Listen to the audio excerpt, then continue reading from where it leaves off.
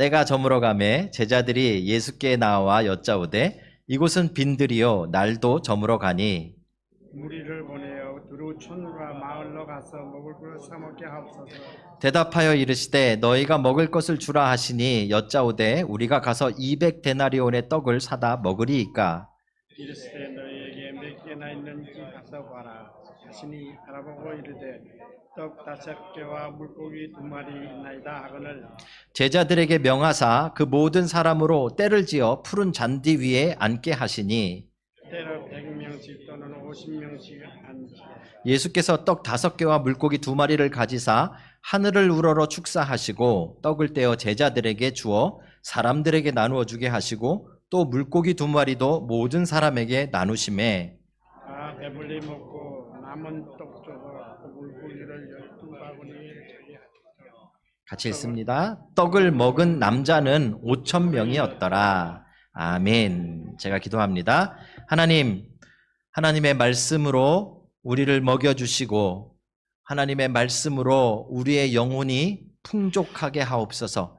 하나님께서 생명의 양식을 나누신다 하셨사오니 이 시간 우리의 인생의 갈급함과 허기짐과 우리의 인생의 문제들을 이 말씀으로 해결하고 만족하는 은혜들을 누리게 하여 주시옵소서.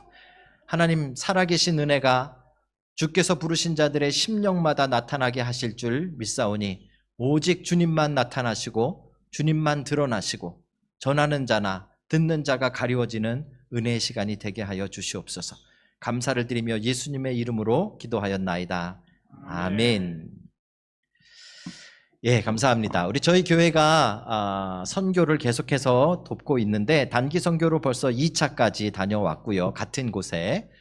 그리고 지금 그 현지 선교사님들 자녀들의 그 현지 그 장학금을 저희 교회가 계속 예산을 잡아서 조금 이렇게 힘들지만 이렇게 서포트하고 있습니다. 여러분 잘 아시는 바누아투에 있는 산토 섬입니다. 사실 바누아투 산토 섬하고의 인연은 제가 웰링턴에 내려오기 전에 지금으로부터 한 15년 전쯤에 그 바누아투에서 사역하시는 원천희 목사님 저하고 같이 한우리교회에서 같이 부교육자를 하셨었는데 그 선교사님과 함께 새로운 마을에 처음으로 들어간 적이 있습니다. 처음 들어갔는데 그 추장과 그 다음에 그 마을 리더들이 마음이 열려서 학교와 그 다음에 예배당을 지을 수 있는 땅을 내줬어요. 이만큼의 땅을 내줘서 저희가 거의 현지인 선교사님들입니다. 바누아투 선교사님들이 체인소라 하죠. 그 전기톱 그걸 가지고 올라가셔서 나무를 잘라서 나무로 이렇게 판을 만드시더라고요. 이렇게 쫙 옆으로 잘라서 그걸로 건물도 짓고 그 다음에 학생들 이 테이블도 만들고 해서 거기에 학교와 예배당을 완성시켜 놨습니다. 그 마을 이름이 뿌람까르라는 마을입니다. 그 마을에서 이제 선교사님들이 그 예배당을 다 지은 다음에 이제 헌당 예배라고 하죠. 처음 예배를 드리기 위해서 저희 교회에 제가 섬기던 오클랜드에 있던 예담교회에 이렇게 팀이 좀 와줄 것을 요청하였습니다. 그래서 급하게 요청을 받았기 때문에 저랑 제 아내랑 그 다음에 장로님 내외분, 그때 장로님 내외분도 거의 49년생이세요. 그러니까 나이가 꽤 많으신데 사진 제가 혹시 사진이 있나요? 네. 이 사진입니다. 그 아이들 거기 그 학교에 그 마을에 있는 학교 아이들이고요. 이렇게 그 마을에 올라가서 처음으로 이제 그 예배를 헌당 예배를 드리게 되었습니다. 우리 그 웰링턴 그리스도의 편지교회 2차 단기 선교 때 우리 권홍권 장로님이랑 팀이 갔거든요. 팀이 갔던 그 지역이 출발점입니다. 그리고 거기서부터 한 7, 8시간 정도를 산을 한 6, 7개 정도 넘고 강을 한 2개 정도 이렇게 지나면 도착하는 마을이 그 뿌람까르라는 마을입니다. 그 마을에 가서 이제 그 영광스럽게도 제가 그 헌당 예배에 설교를 하게 됐습니다. 선교사님들도 산토 부시 미션 선교사님들도 앉아 있고 마을 사람들도 앉아 있고 다른 마을에서도 막 이제 뭐 행사라 그러니까 많이 와서 앉아 있고 그다음에 이제 제가 이제 설교를 하는 그런 상황이었는데 그 바누아투의 신학교를 졸업한 바누아투 사람인 그 현지인 전도사님이 이제 통역을 맡았습니다. 근데 이제 문제가 생겼어요. 첫째 문제는 제가 영어가 그렇게 막 이렇게 여러분 아시듯이 이렇게 막 이렇게 술술 나오는 영어가 아니기 때문에 한국어가 편한 제가 영어로 설교해야 되는 거, 이게 하나의 문제입니다. 그죠? 그러니 얼마나 제대로 하겠습니까? 그죠? 그다음에 통역하는 이 전도사님은 바누아투 사람인데 이 사람도 영어가 어눌한 사람입니다. 그죠? 그러니까 저의 형편없는 영어를 듣고 그분의 형편없는 영어로 통역을 이제 그 비슬라마어로 통역을 하셔야 되는 거죠. 근데 이게 끝이 아니라 앉아 있는 사람들, 마을 사람들은 그 바누아투는 그 공용어가, 공통으로 사용하는 언어가 비슬라마라는 언어고요. 비슬라마어를 남자들은 많이 씁니다. 그런데 여자들은 아직도 부족 말이 따로 있습니다. 그래서 부족 말이 얼마나 다른가를 제가 이렇게 좀 설명을 해드리려고, 번역에는 없는데 부족 말이 꽤 많이 달라요. 어떻게 다른가 하면 예를 들어서 우리가 굿모닝 하잖아요. 그러면은 그냥 비슬라마어로는 뭐 굿모닝 그러면 그냥 그것도 굿모닝이에요. 근데 그 프람까르 말로 굿모닝은 뽕뽀르랭랭 한 글자도 안 같아요. 이거 완전히 다른 언어죠, 그죠? 그런데 그 부족 언어를 쓰는 사람들이 비슬라마어로 들어야 되는 거예요.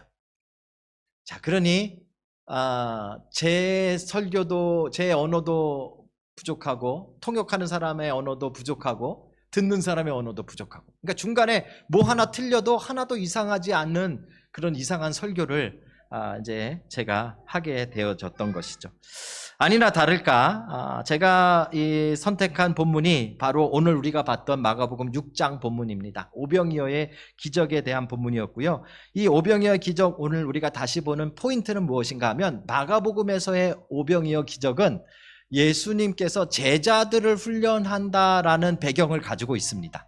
그래서 오병이어 기적을 오늘 6장을 다시 잘 읽어보시면 이 기적이 예수님의 손에서부터 시작되지만 실제로 이 기적이 나누어질 때 누구 손을 통하죠? 제자들의 손을 통합니다. 그러니까 앉아있는 사람들이 떡을 받은 거는 예수님의 손이 아니라 제자들의 손이에요. 그죠? 이게 되게 중요한 포인트입니다. 지금 예수님께서 그 기적에 지금 동참시키고 있는 거예요. 제자들을 통해서 일으키고 계시는 것이죠. 이게 마가복음의 오병이어의 기적의 아주 중요한 특징입니다.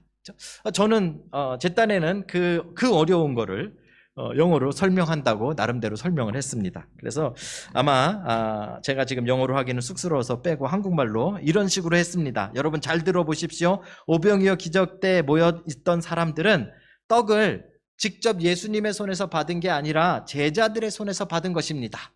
이렇게 이제 설교를 한 거죠. 그랬더니 이 통역하던 전도사님이 갑자기 멈춰서서 자기가 잘못 들었나 하고 저를 쳐다보는 거예요. 그래서 제가 이 사람에게 다시 한번 확인해주고 강조하기 위해서 다시 말했습니다. 그 당시에 모였던 사람들은 분명히 예수님의 손이 아닌 제자들의 손으로부터 떡을 받았습니다. 그랬더니 이 선교사님이 갑자기 비슬라마어 성경을 막 펼치더니 막 찾아보는 거예요. 이 목사가 헛소리 하나 싶었어요.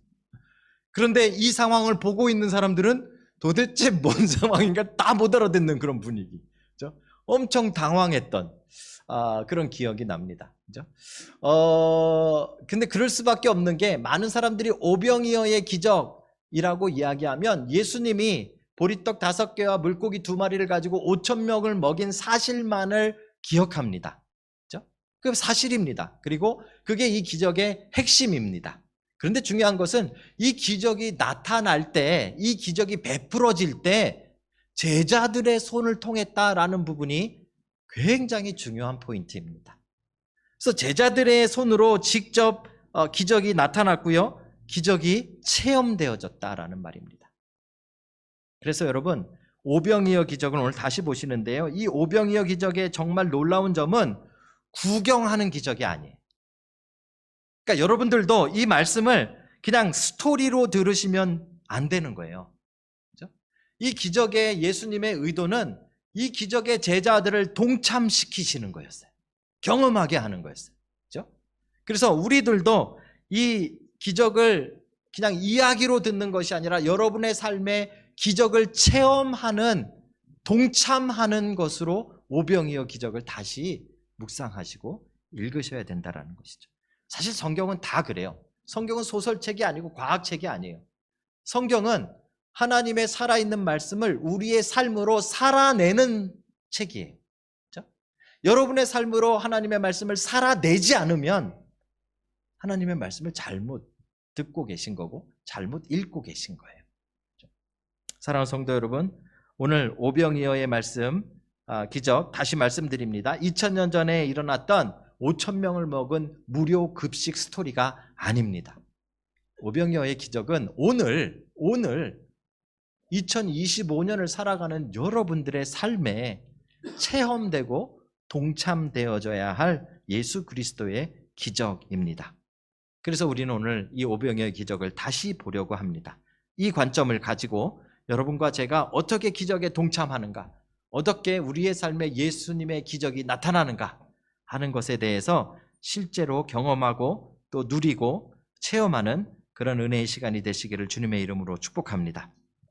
자, 먼저 우리가 오병이어의 기적에 동참하고 참여하기 위해서는요, 뛰어넘어야 되는 산이 있습니다. 첫 번째 뛰어넘어야 삶은 산이 있는데 그건 35절인데요. 35절을 제가 읽어드립니다. 때가 저물어 가매 제자들이 예수께 나와 여짜오되 이곳은 빈들이요 날도 저물어 가니 36절입니다. 무리를 보내어 두루촌의 마을로 가서 무엇을 사 먹게 하옵소서. 그렇죠? 제자들은 지금 예수님과 함께 이 빈들에서 말씀을 전하는 그 사역 가운데 그 행사의 주체자로 있었습니다. 원하든 원하지 않았던 사람들이 몰려왔고 하나의 말씀을 전하는 큰 부흥회가 된 것이죠. 그죠? 그리고 제자들은 그것을 주체하는 주체 측이 된 것입니다. 그리고 제자들이 보니까 상황 파악을 해보니까 말씀을 듣고 있는 사람들이 배가 고픈 것 같아요. 허기진 것 같아요. 힘들어하는 것 같아요. 그래서 이제 생각을 한 겁니다. 예수님이 말씀을 좀 더 길게 했다간 사람들 다 굶어 죽겠다. 사람들 다 쓰러지겠다. 그래서 예수님께 가서 예수님 이제 날도 저물어 가고 그죠? 사람들은 배가 고파하니까 이 사람들 다 마을로 보내서 먹을 것을 좀 사 먹게 하십시다라고 제안하는 것입니다. 정확한 제안이고 정확한 상황 판단이죠. 그죠? 제가 설교를 좀 많이 길게 해서 여러분들이 배고파서 죽게 되면 장로님이 저에게 이렇게 말씀하셔야 됩니다. 목사님 밥 좀 먹고 합시다. 이렇게 그죠? 이거랑 또 비슷한 거예요. 그런데 예수님은 정말 눈치 없게 그런 상황에서 이렇게 대답하십니다. 너희가 먹을 것을 줘라. 이거는 예수님이 눈치만 없으신 게 아니라 사실은 예수님의 의도가 여기 나타난 겁니다. 너희가 먹을 것을 줘라. 앞으로 일어날 이 기적을 너희들을 통해서 하시겠다 그 말이에요. 그죠? 그래서 제자들이 그러면 이제 그러면 우리가 주겠습니다 이렇게 나가야 되는데 제자들은 지금 사람들을 자신들이 먹일 마음이 없습니다. 생각조차 하고 있지 않습니다. 여기서 한번 의문을 가져봐야 됩니다. 왜 제자들은 예수님께서 너희가 먹을 것을 주라라는 상황까지 갔는데도 왜 자신들이 이 사람들을 먹여야 된다라는 생각을 안 할까? 왜 그런 생각 자체가 없었는가? 사람들의 배고픔을 봤지만 그 배고픔을 내가 도와줘야 된다는 생각은 왜 안 했을까? 여러분 왜 안 했을 것 같습니까? 첫 번째 이유가 31절에 담겨져 있는데요. 오늘 주보에는 없지만 성경 있으신 분들은 31절을 보시면 이렇게 기록되어져 있습니다. 이르시되 너희는 따로 한적한 곳에 가서 잠깐 쉬어라 하시니 이는 오고 가는 사람이 많아 음식 먹을 겨를도 없습니다. 오병이어 기적이 시작되기 전에 그 장소에 예수님과 제자들이 가게 된 동기입니다. 거기에 왜 갔는가 하면 여기 너무 바빠서 밥도 못 먹을 만큼 바쁘기 때문에 밥도 못 먹었기 때문입니다. 그러니까 이 빈들의 제자들이 왔을 때는 이들도 배고픈 상황입니다. 그러니 자기 배가 고프니까 다른 사람 배고픈 거는 잘 보여요. 그런데 내가 배가 고프니까 내가 저 사람을 먹여야 된다는 생각은 안 드는 겁니다. 이해가 가십니까? 배가 고파 죽겠는데 남을 도울 마음이 전혀 들지 않는 것 당연하다는 말입니다. 그런데 여러분 기적을 체험하시려면 오병이어의 기적에 동참하시려면 이 이기심을 뛰어넘으셔야 됩니다. 제가 지난 19년, 20년을 담임 목회를 하면서 고민되는 부분이 하나 있습니다. 늘 부딪히는 벽이 하나 있습니다. 시간이 지나면 지날수록 더 크게 느껴지는 것이 하나 있습니다. 그거는 성도들과 저 자신도 포함해서 이민자들인 우리들의 마음이 점점점 더 이기적으로 바뀐다는 거예요. 특별히 우리가 1세대들이 이민 올 때 왜 이민 오셨는가 물어보면 다들 뭐라고 대답하는가 하면 내 자녀들을 위해서, 다음 세대를 위해서 왔다라고 말씀하십니다. 그래서 초창기 때는 우리가 다음 세대를 돕자고 신문에 글만 내놔도 200명, 300명이 모였었습니다.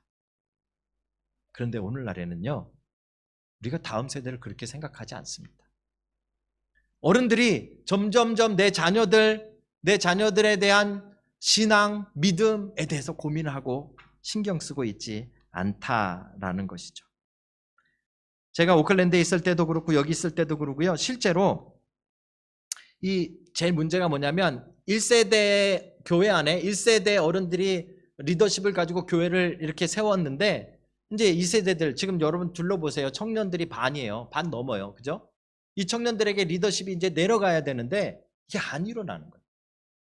그러니까 어떤 결론이 나오는가 하면 결국 청년들이 교회 안 있고 다 자기네들 중심으로 나가버립니다.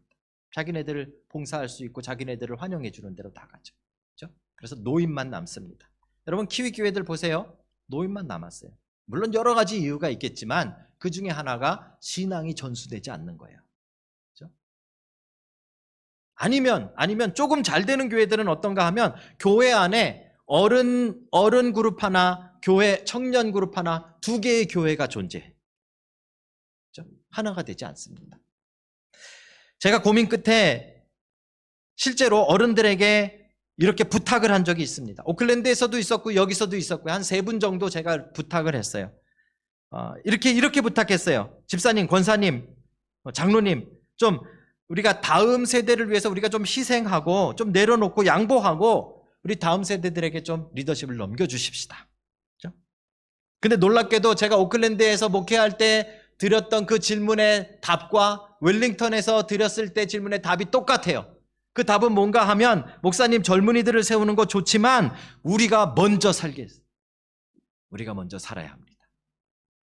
그래야 젊은이들도 돕지요. 이민 역사가 30년, 35년이 됐지만 아직도 우리가 먼저 못 살고 있습니다. 다음 세대들은 다 죽었고요. 왜 그럴까? 물론 우리의 이기심이라는 건 우리의 본성 중에 하나입니다. 나를 먼저 생각하는 건 어쩌면 당연한 일입니다. 그래서 여러분 비행기 타시면 안내방송 나오잖아요. 이 문제가 생겼을 때 비상 상황이 되면 산소호흡기가 떨어지죠. 그죠? 그러면 어른이 먼저 하고 그 다음에 내 자녀, 내 애들에게 이렇게 해주십시오. 이렇게 방송이 나옵니다. 이게 당연한 거죠. 지혜로운 겁니다. 어른이 막 해롱되면 얘를 구할 수가 없으니까 어른 먼저 하고 이렇게 하라는 거죠. 근데 정말 여러분 얼마 전에 제주항공 이 크래시 사고가 있었지만 이런 위급 상황이 되면 그렇게 될까? 여러분 어떠세요? 여러분의 자녀, 여러분의 어린 자녀를 여러분 동승하고 있는데 막 위험하고 산소 마스크가 떨어졌어요. 그죠? 그러면 야 조금만 기다려봐라. 일단 내가 하고 너 그 다음에 씌워줄게. 조금 참고 있어.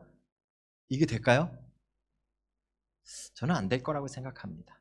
정말 위기 상황이라면 어떻게든지 내가 정말 내 자녀라면 내 딸이고 내 아들이라면 바둥거리는 거 얼굴에 씌워놓고 그리고 나서려고 하지 않을까요? 그럼 교회가 이 모습을 잊어버렸습니다. 교회가 이기적인 마음으로 가득 차서 나 먼저 살아야겠다는 생각이 가득 차버렸습니다. 내가 마스크 쓰면 내 옆에 있는 사람 그 다음에 씌워줄까요? 천만의 말씀. 내가 마스크 쓰면 나부터 비상구로 뛰어가려고 할걸요. 그렇죠?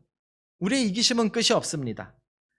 아마 제자들이 오늘 사람들의 배고픔을 그렇게 잘 파악한 이유는 자기도 배고프기 때문일지도 모릅니다. 처음부터 배고프게 시작했으니까. 그런데 예수님이 눈치 없이 빨리 안 끝내고 저녁 해질 때까지 계속 말씀을 전하니까 제자들이 결국 나서서 예수님 이제 해도 졌습니다. 그만하시고 이 사람들 내려보내서 뭐 좀 먹게 합시다. 배고파 죽을라 그럽니다. 왜요? 내 배가 고프니까 남 배 고픈 게 보이는 겁니다. 그런데 뭐는 못 봐요? 내가 그 사람들을 먹여야겠다는 생각은 못 하는 거예요. 내 배가 고프니까. 사랑하는 성도 여러분, 우리가 이기심을 뛰어넘지 않으면 하나님의 기적을 맛볼 수가 없습니다. 여러분, 신앙생활을 하다 보면 정말 이상한 경험들을 하게 되는데, 내가 풍족하고 배부를 때는 그렇게 어려운 사람들이 잘 보이지 않습니다. 나를 찾아와서 도움을 요청하는 사람도 별로 없어요. 왠지 아세요, 여러분? 왠지 아세요? 내가 넉넉해서 내가 100만 원이 있는데 50만 원 필요한 사람이 있어서 내가 50만 원 주는 거에는 기적이 필요하지 않아요. 그건 누구나 하는 일이에요. 할 수 있는 일이에요. 마음만 착하면. 그렇죠? 그런데 나도 빵원이에요. 나도 땡전 한 푼 없는데 50만 원이 필요한 사람에게 내가 뭘 도와주려고 생각한다라는 건 뭐가 필요해요? 기적이 필요한 거예요. 기적이 필요한 거예요. 오늘 이 기적에 동참하는 조건이 무엇인가 하면 제자들의 배고픔이에요. 제자들이 배부르면 남들 배고픈 거 보이지도 않을 뿐더러, 그죠? 자신들의 배부른 거 남은 걸 나눌 것이지 하나님이 주시는, 하나님이 공급하시는 기적을 나누지 못하기 때문에. 기적에 동참하시려면 내가 없다는 핑계를 대시지 마셔야 돼요. 그렇죠? 내가 배고프다는 핑계를 대시지 마셔야 돼요. 내 이기심을 내려놓으셔야 돼요. 그래야 내 것이 아니라 하나님 것을 전달해 줄 수 있는 기적의 도구가 되는 것이에요. 사랑하는 성도 여러분, 많은 신앙인들이 이런 경험을 합니다. 정말 내가 힘들고 어렵고 정말 나도 굶을까 말까 한데 갑자기 내 친한 친구가 와서 나 너무 죽겠다고 막 상담하러 오고 막 그러잖아요. 그런 경험 해보셨잖아요. 한번 생각해 보세요. 왜요? 하나님이 기적을 체험하게 하시는 기회예요. 우리가 허기질 때, 우리가 배고플 때, 우리가 부족할 때, 우리가 연약할 때가 내 힘이 아니라 내 걸 나누는 게 아니라 하나님이 주시는 것을 흘려보낼 수 있는 기적의 기회라고요. 그 기적의 기회들을 여러분들 누릴 수 있는 여러분 되시길 주님의 이름으로 축복합니다. 지금도 주님께서 우리가 부족하고 허기지고 어려울 때마다 이렇게 말씀하십니다. 너희가 먹을 것을 주라. 너희가 먹을 것을 주라. 나 배불러서 남은 거 주라는 게 아니라 너네도 배고프지? 너희가 먹을 것을 주라. 우리를 괴롭히려고 하시는 것이 아니고 주님의 기적에 동참시키기 위함이에요. 우리가 그 이기심만 뛰어넘으면 내가 배가 고프지만 저 사람을 내가 도와야겠다라는 그 마음만 생기면 공급은 누가 해주세요? 하나님이 해주시는 거죠. 그게 기적이잖아요. 사랑하는 성도 여러분, 기적이 있는지 한번 해보십시오. 여러분이 먹고 남은 것으로 남을 돕는 거 말고요. 나도 힘든데 왜 나에게 이 사람을 붙여줬는가 고민해 보십시오. 기도해 보십시오. 하나님이 여러분들을 통해서 다른 사람들을 살리는 놀라운 기적들을 경험하게 하실 것입니다. 그 기적이 여러분 삶에 나타나고 또 여러분의 손을 통해 베풀어지기를 주님의 이름으로 축복합니다. 또 두 번째로 우리가 오병이어 기적에 동참하려면 뛰어넘어야 될 또 하나의 산이 있습니다. 오늘 제자들의 제안을 거절하시고 예수님께서 너희가 먹을 거를 줘라 이렇게 말씀하셨을 때 제자들이 네 주님 알겠습니다 라고 나서지 않았습니다. 그렇죠? 왜 제자들은 계속해서 다른 사람들에게 먹을 것을 주려는 생각을 안 할까요? 자기들이 좀 주면 될 텐데 왜 그 생각을 안 할까요? 안 하는 이유가 그 다음에 등장하는데 바로 200데나리온이라는 계산 때문에 그렇습니다. 그죠? 요한복음에 보면 빌립이 계산한 것 같은데요. 머리가 좋은 사람이죠. 그죠? 그 자리에 모인 사람들 나중에 세봤을 때 남자만 5,000명이었는데 그럼 여자 아이들까지 하면 뭐 10,000명이 넘는 사람들이죠. 그죠? 이 사람들이 다 먹으려면 어느 정도 돈이 필요한가? 떡을 사는데 빵을 사는데 계산을 한 겁니다. 그랬더니 한 사람 일반 노동자들의 8개월치 월급이 필요하겠다는 계산이 나온 거예요. 그게 200데나리온이에요. 그렇죠? 그래서 예수님 200데나리온으로 빵을 사오더라도 다 주지 못하고 모자랄 겁니다. 이렇게 말합니다. 이 부분이 중요해요. 200데나리온이면 5,000명 먹일 겁니다. 이렇게 긍정적으로 말한 게 아니에요. 200데나리온이 있어도 못 먹입니다. 이 말이에요. 결론은 뭐예요? 우리는 이 사람들 절대로 못 먹입니다. 계산상 안 나옵니다. 계산상 불가능합니다.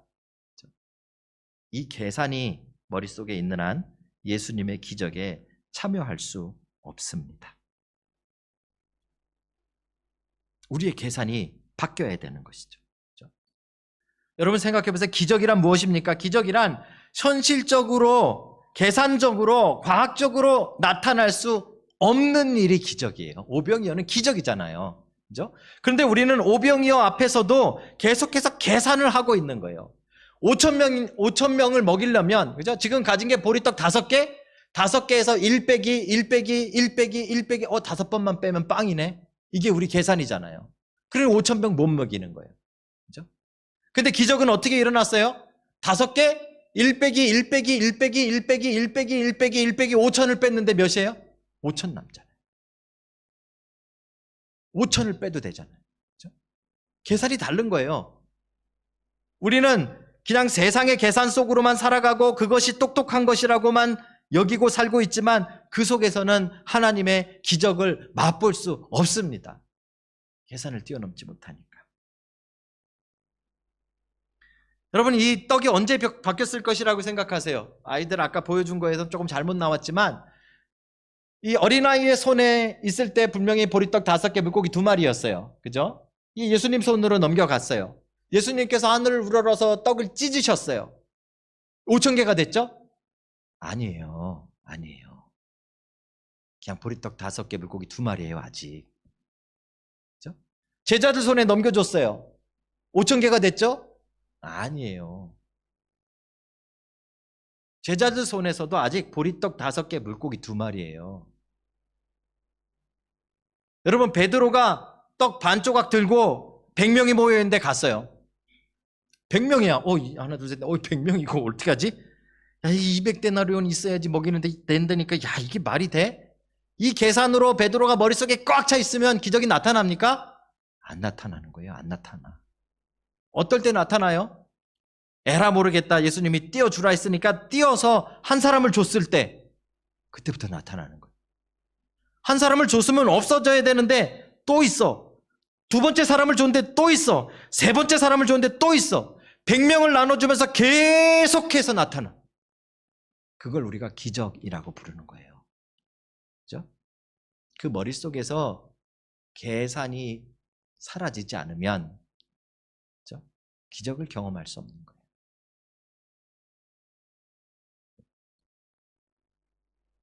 사랑하는 성도 여러분, 200데나리온으로도 모자랄 것이다. 불가능할 것이다. 우리가 신앙생활하면서 인생을 살면서 이 생각을 얼마나 많이 하는지 아세요? 하나님, 이거는 안 될 겁니다. 하나님, 이건 제 거 다 때려 부으셔도 안 됩니다. 그렇죠? 우리는 그 생각만 가지고 발을 못 대고 벌벌 떨고 있죠. 하나님 나라는 다릅니다. 목사가 되려면 신학 공부를 하잖아요. 그중에 목회학이라는 과목이 있습니다. 목회학 과목 가운데 중요한 이 토픽이 뭐냐면 타임 매니지먼트예요. 시간 관리예요. 시간 관리의 핵심은 뭔가 하면 목사라는 직업은 이게 설교도 해야 되고 뭐 신방도 해야 되고 뭐 자꾸 해야 되잖아요. 이렇게 쏟아 부어줘야 돼. 아웃풋이 많아요. 그러다 보니까 영적으로 이렇게 갈급해진대요. 그래서 인풋과 아웃풋의 밸런스를 잘 맞춰라, 이런 거를 목회학 때 배워요. 그렇죠? 아마 성도들도 그렇게 생각하실 거예요. 여러분들도 내가 신앙적으로 영적으로 자꾸 이렇게 막 쏟아내는 것 같으면 이러다가 내가 말라 죽으면 어떡하나. 그렇죠? 그럼 나도 뭐 좀 은혜를 받아야 되고 뭐 이렇게 자꾸 계산하잖아요. 인풋 아웃풋을 자꾸 밸런스를 맞추려고 하잖아요. 그게 우리의 계산이에요. 실제로 여러분, 제가 목회하면서 정말 많이 보는데요. 저도 경험하고 많은 성도들이 그 모습을 보는데 자기의 많은 것 반 띄워주는 거 말고 정말 자기의 영혼에 너무 자기도 허기가 지지만 바닥을 박박 긁어가지고 남에게 쏟아부어주는 사람, 하나님이 다시 채우시는 거예요. 그게 기적이잖아요. 그렇죠? 우리는 일단 채워야 그 다음에 나눠준다라는 착각을 가지고 있는 거예요. 그건 세상의 계산이에요. 아니고 일단 나눠야 채워지는 거예요. 일단 뜯어서 줘야 더 생기는 거예요. 일단 5천 개가 된 다음에 나눠주는 게 아니라니까요. 여러분 기적을 체험하시려면 이 계산에서 빠져나오셔야 돼요. 신앙은 계산이 아닙니다. 신앙은 계산적으로 되지 않습니다. 신앙의 기적을 체험하시길 원한다면 여러분 베풀고 베풀고 베풀고 베풀어 보세요. 베푼 것 이상의 것을 하나님이 채우시는 거예요. 자꾸 반대로 채우고 채워보세요. 제가 그 다음 베풀게요. 천만의 말씀. 그렇게 해서 채워진 사람 베푸는 거 저는 한 번도 본 적 없어요. 물질도 마찬가지예요. 우리 많이 기도하잖아요. 하나님 로또를 맞게 해주시면 그러면 제가 막 베풀겠습니다. 우리 와이프 처갓집에도 막 집도 사주고 막 이러겠습니다. 얼마 전에 제가 여기 안 나왔지만요. 우스갯소리로 그 신문을 봤는데요. 그 통계가 나왔어요. 이 로또 맞은 사람들이 제일 먼저 바꾸는 게 뭔지 아세요? 집, 차, 와이프를 바꾼대요. 통계래요, 통계. 그죠? 그 전에는 이 로또만 맞으면 우리 와이프와 함께 평생을 행복하게 어쩌고 저쩌고 막 그러다가 로또 맞으면 와이프부터 바꿨지. 인간이 그래요, 인간이. 그죠? 우리의 계산으로는 하나님의 기적을 체험할 수 없어요. 여러분, 채워지는 게 먼저가 아니라요, 베푸는 게 먼저예요. 아웃풋이 먼저예요. 그럼 하나님 결코 가라지 않게 하세요. 하나님이 믿음의 손길로 여러분들이 베푸시면 하나님이 결코 부족하지 않게 채우세요. 여러분 그 놀라운 경험들이 여러분 인생에 있기를 주님의 이름으로 축복합니다. 세상은 계산이 빠르고 정확한 사람들이 잘 사는 세상이에요. 그러다 보니까 남들보다 빨리 계산하고 정확하게 계산하고 미리 계산해서 손해볼 만한 일은 아예 하지도 않고, 그죠? 이득 볼 만한 일만 잘 골라서 하면 인생을 잘 살 거다. 그게 비결이다라고 우리는 살아가고 있습니다. 그런데 하나님의 나라는 반대예요. 하나님의 나라는 손해보고 베풀면 그 사람이 아니라 하나님이 채우시는 거예요. 그렇죠? 여러분 그 기적에 동참하시길 주님의 이름으로 축복합니다. 너희가 먹을 것을 주라. 여러분들에게 오늘 주님이 하시는 말씀입니다. 내가 있어서가 아닙니다. 여러분이 뭘 가져서가 아니라 여러분들이 줄 마음부터 가지십시오. 그러면 하나님이 여러분의 손에서 기적을 일으키실 것입니다. 계산상 불가능한 일이라는 그 산을 뛰어넘고 여러분 인생에 놀라운 기적의 계산법을 적용하시길 주님의 이름으로 축복합니다. 자, 마지막으로요. 집사님 해가 졌는데 끌까요? 그만할까요? 자, 마지막으로 이 오병이어 기적에 동참하기 위해서 우리가 또 기억해야 될 것이 있습니다. 뛰어넘어야 될 문제가 하나 있는데 그 믿음에 대한 부분입니다. 이 배경이 중요한데요. 30절 한번 성경이 있으신 분들은 6장 30절 한번 보십시오. 제가 읽어드릴게요. 사도들이 예수께 모여 자기들이 행한 것과 가르친 것을 낱낱이 고하니. 이게 사실 오병이어 기적을 일으키는 빈들로 출발하는 맨 첫 구절이 이 구절이에요. 무슨 이야기인가 하면 예수님께 모여서 자기들이 행했던 것, 그다음에 자기들이 가르친 것을 보고했다 그 말이에요. 그러니까 마가복음 6장을 다시 보시면 오병이어 기적 바로 전에 세례 요한에 대한 이야기가 나오는데 그것은 그냥 삽입된 이야기입니다. 그거는 사건으로 이야기인 거고요. 시간상으로 일어난 사건의 순서를 보면 그 바로 전에 있었던 선교 체험이 바로 오병이어 직전에 일어났던 일이에요. 선교 체험은 무엇인가 하면 예수님께서 2명씩 짝을 지어서 마을로 보내시고 그 마을로 가서 귀신을 쫓아내고 복음을 증거하고 기적을 일으키도록 파송하셨던 그거. 제자들이 직접 체험해 본 거예요. 기억나시죠? 그 구절, 그죠? 그때 예수님이 이 제자들을 2명씩 이렇게 파송해서 보낼 때 하셨던 말씀이 있어요. 파송식에서 하셨던 말씀. 제가 읽어드릴게요. 이렇게 말씀하셨어요. 여행을 위하여 지팡이 외에는 양식이나 배낭이나 전대의 돈이나 아무것도 가지지 말며 신만 신고 2벌 옷도 입지 말라. 이 이야기를 듣고 제자들은 먹을 거 도시락 다 집에 놔두고, 그죠? 지팡이만 들고 여벌옷도 가지지 않고 그냥 터덜터덜 마을로 들어가서 복음을 전했어요. 그런데 굶지 않았어요. 굶지 않았어요. 복음이 전해지고 귀신들이 도망가고 엄청난 예수님이 행했던 그 능력들을 이 사람들이 선교 체험에서 똑같이 했어요. 그리고 다시 모여서 예수님께 모여서 너무 신나서 자신들이 행한 것과 가르친 것을 막 보고했어요. 그리고 나서 오병이어의 기적이 딱 일어난 거예요. 제자들이 뭐라 그래요? 이 사람들을 마을로 보내서 각자 알아서 사 먹게 하십시다. 자기들이 조금 아까 경험하고 돌아온 일이에요. 아무것도 없지만 하나님이 공급하신다. 그걸 경험한 지가 바로 직전인데도 이 사람들 지금 딴 얘기하고 있잖아요. 하나님의 공급하심을 경험했는데 금방 잊어버리는 거예요. 여러분과 저 같지 않아요? 우리 신앙생활 하다 보면 정말 어려운 위기에 하나님이 우리를 어떻게 공급하시는가 여러 번 경험합니다. 그런데 문제에 부딪힐 때마다 또 까먹어요. 또 투덜대요. 또 불안해해요. 또 불만해요. 또 불평해요. 또 협박해요. 하나님 이럴 거면 나 갑니다.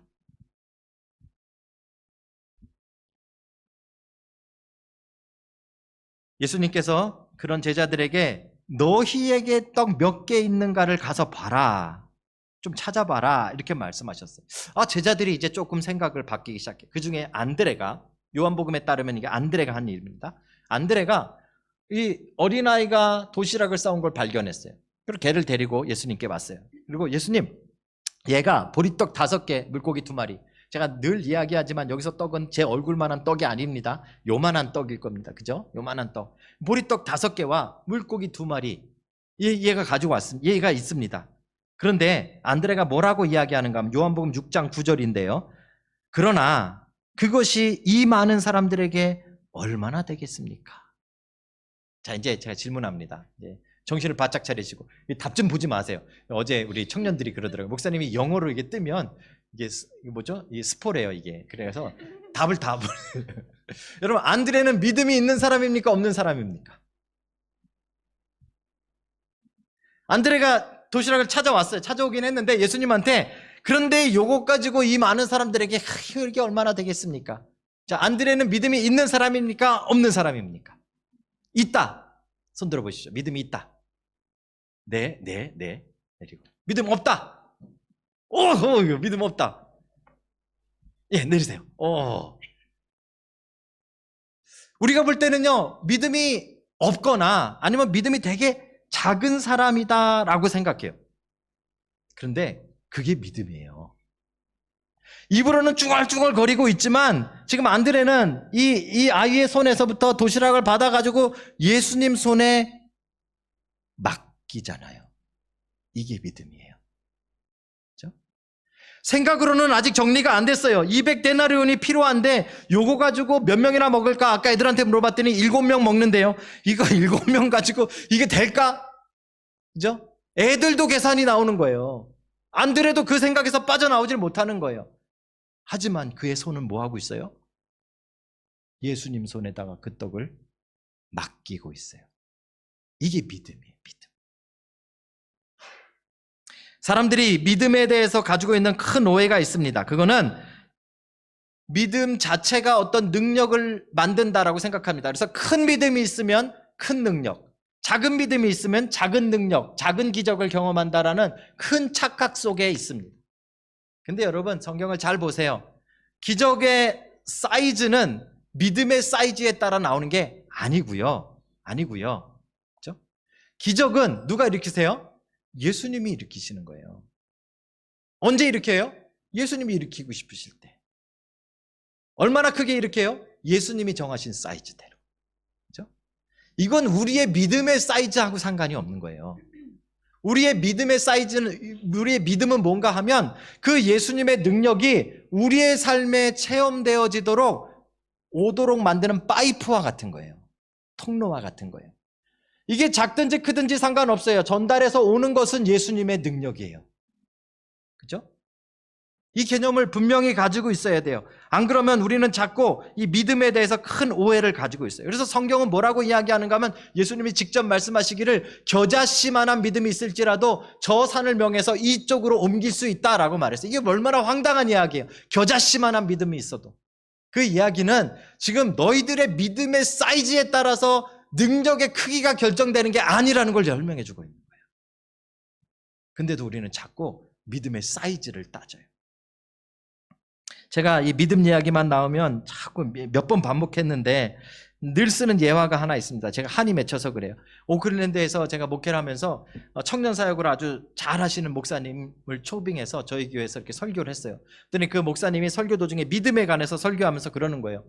여러분, 믿음은 이 못하는 불가능한 일이 없습니다. 맞아요, 그죠? 근데 믿음이 불가능한 일을 만드는 게 아니에요, 그죠? 근데 이분이 그렇게 설명을 하셨어요. 그러면서 이 믿음이 얼마나 중요한 걸 설명하는데 이렇게 말씀하셨어요. 본인이 약 1%라도 0.1%라도 의심하지 않고 100% 믿으면 자기가 장동건처럼 생길 수 있대요.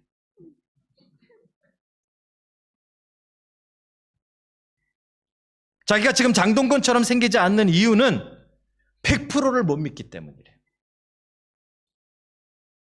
근데 놀라운 사실은 그날 우리 성도들이 크게 아멘 했답니다.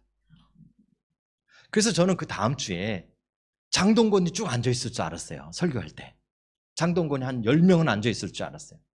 장동민 같은 사람들만 참. 여러분, 그거는 우리 믿음 사이즈가 결정하는 이야기가 아니에요. 이게 어떤 오해를 가지고 있는가 하냐면요, 우리의 믿음이 크면 큰 능력을 받고 작으면 작은 능력을 받고 자꾸 거기에 우리가 빠지게 되면, 그죠? 우리가 우리의 믿음의 모든 탓을 하게 되어져요. 내가 지금 그 기도가 응답 안 되는 이유는 뭐예요? 내가 믿음이 작아서요. 그죠? 우리는 자꾸 이 원리에 빠지게 되는 거죠. 믿음은 능력을 만드는 요술방망이가 아니에요. 능력은 예수님이 베푸시는 거예요. 하나님이 베푸시는 거예요. 여러분, 믿음이 베푸는 게 아니에요. 그렇죠? 믿음은 그 능력을 내 삶으로 가져오는 파이프예요. 그렇죠? 그래서 오늘 보니까 정말 형편없는 것 같고 반쪽짜리 같고 의심투성인 것 같지만 이거 가지고 뭐 얼마나 되겠습니까? 하지만 그 손으로 그걸 잡아다가 예수님 손에 맡기는 순간 이게 믿음이에요. 기적이 일어나는 거예요.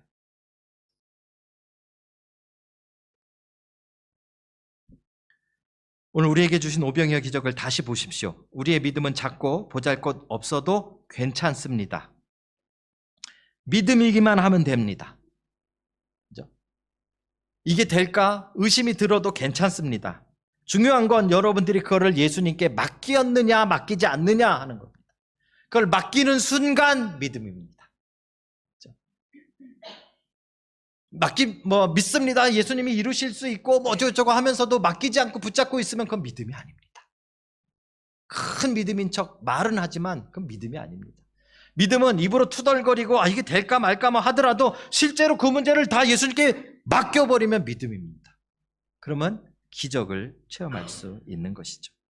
우리가 엄청난 예수님의 기적에 동참하는 비결은 사실 우리의 작은 믿음입니다. 저는 믿음을 작다 크다 자꾸 이렇게 나눌 필요가 없다고 생각합니다. 믿음은 믿음입니다. 겨자씨만 해도 믿음입니다. 코딱지만 해도 믿음입니다. 예수님 손에 맡기기만 하면 믿음입니다. 그러니까 여러분들이 여러분을 스스로 평가해서 나는 믿음이 작고 나는 뭐 어쩌고 제발 좀 그러지 좀 마십시오. 우리 맨날 기도하면서 맨날 그럽니다. 내가 예수 믿은 지도 얼마 안 됐는데 이런 거 들어주실까? 나는 주일 예배 많이 빠졌는데 이런 거 들어주실까? 제자반도 안 했는데 이런 거 들어주실까? 성경 통독도 안 했는데 이런 거 들어주실까? 그렇죠? 우리는 다 우리의 믿음 탓을 하고 있습니다. 그런데요, 여러분의 형편과 여러분의 상황과 상관없이 여러분 그냥 여러분 손에서 예수님 손으로 옮겨 놓기만 하면, 맡기기만 하면 그게 믿음이에요. 그럼 예수님이 알아서 능력을 일으키시는 거예요. 그렇죠? 사랑하는 성도 여러분, 작은 믿음, 보잘것없는 믿음, 불완전한 믿음처럼 보이지만 여러분 손에서 주님의 손으로 그걸 넘겨드리십시오. 그럼 기적을 경험하실 것입니다. 여러분 인생에 필요한 기적이 무엇입니까? 여러분 인생에 여러분이 해결할 수 없는 건 다 기적이 필요한 겁니다. 그죠? 여러분 능력으로 안 되는 건 다 하나님 능력인 기적으로 행해야 되는 것입니다. 그러면 그 일을 위해서 일단은 여러분이 하려고 하는 것을 내려놓고 주님 손에 맡겨 놓으십시오. 그럼 분명히 놀라운 기적을 경험하게 되실 것입니다. 말씀을 맺기를 원합니다. 사랑하는 성도 여러분, 오병이어 기적을 이제 우리는 좀 다시 읽어봐야 됩니다. 특별히 마가복음에서는 이것을 우리에게 체험하라 하십니다. 그러니까 재미있는 이야기 또는 뭐 중요한 인포메이션 또 뭐 성경의 아주 중요한 스토리 이런 걸로 보는 말씀이 아니어야 합니다. 이 말씀은 여러분들이 삶 속에 체험해야 되는 기적의 말씀입니다. 내 이기심을 뛰어넘고 내 계산을 뛰어넘고 그죠? 내 불완전한 믿음을 뛰어넘었을 때 하나님이 우리의 손에 쥐어주시는 놀라운 오병이어의 기적들을 여러분들이 체험하시길 주님의 이름으로 축복합니다. 여러분 한 주간 제발 우리 청년들이랑도 어제 얘기했는데요. 오늘 말씀 듣고 오늘 다 잊어버리고 내일부터 새로운 하루를 시작하시잖아요. 제발 그러지 좀 마십시오. 이 말씀 여러분 일주일 동안 좀 붙들고 그죠? 여러분 삶에 기적이 필요한 순간이면 이 말씀 언제든지 소환해서 붙들고 기도하셔야 됩니다. 그죠? 내 안에 이기심이 있는지, 내가 계산에 빠져 있진 않은지, 내 안에 작은 믿음이라는 핑계를 대고 있지 않는지, 그걸 뛰어넘고 예수님 손에 맡기고 기적을 체험하는 여러분들 되시길 주님의 이름으로 축복합니다. 기적에는 제한이 없습니다. 이게 목사님 이거는 뭐 어떤 문제는 해주시고 어떤 문제는 안 해주시고 뭐 제발 그렇게 뭐 여러분이 결정하지 마시고요. 안 해주시는 것도 예수님 마음이고요. 해주시는 것도 예수님 마음입니다. 예수님 손에 맡기는 게 우리가 해야 할 일입니다. 여러분 손에 이제 떡이 떼어져서 줄어들지 않고 오히려 더 풍성한 사람들을 살려내는 그 기적을 여러분 손으로 체험하시기를 주님의 이름으로 축복합니다.